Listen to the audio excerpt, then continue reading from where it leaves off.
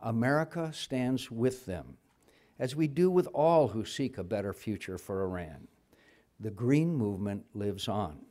Its struggle endures, and I am confident that eventually, maybe not tomorrow or next year or even the year after that, but eventually, Iranians will achieve the democratic changes they seek for their country. The Iranian regime may appear intimidating now, but it is rotting inside.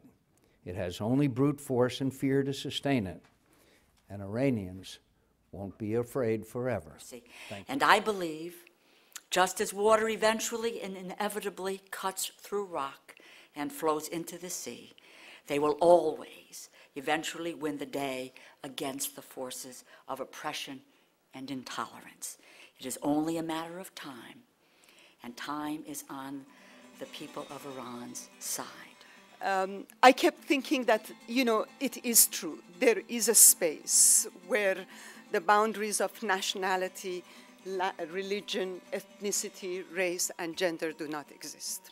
And there is a space where we all make a home, where no matter where we come from or where we are born, we make it our own. And that is the power of what we call democracy. These are not just terms.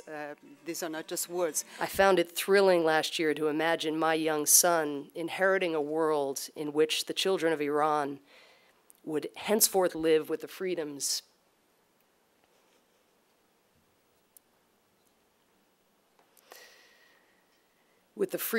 that my little boy was blessed to be able to take for granted. He said, "We must always take sides. Neutrality helps the oppressor, never the victim. Silence encourages the tormentor, never the tormented.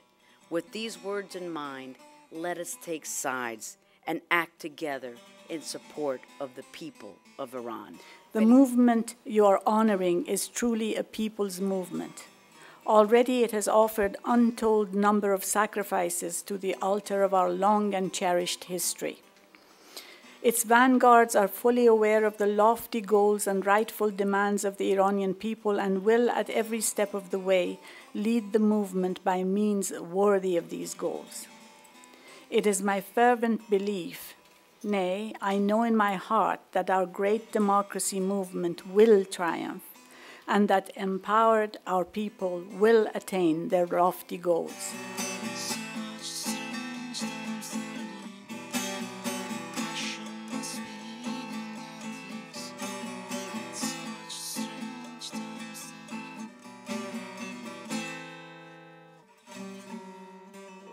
You do sound a little bit like Bob Dylan.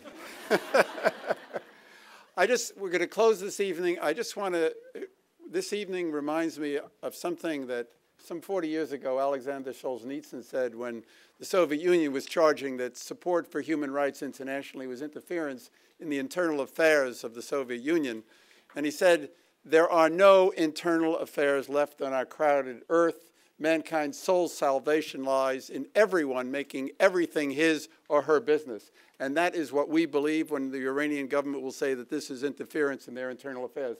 We hope that there will be a time not too long from now when we will take that award and present it personally to Simin Behbahani in Tehran. Thank you very much for coming.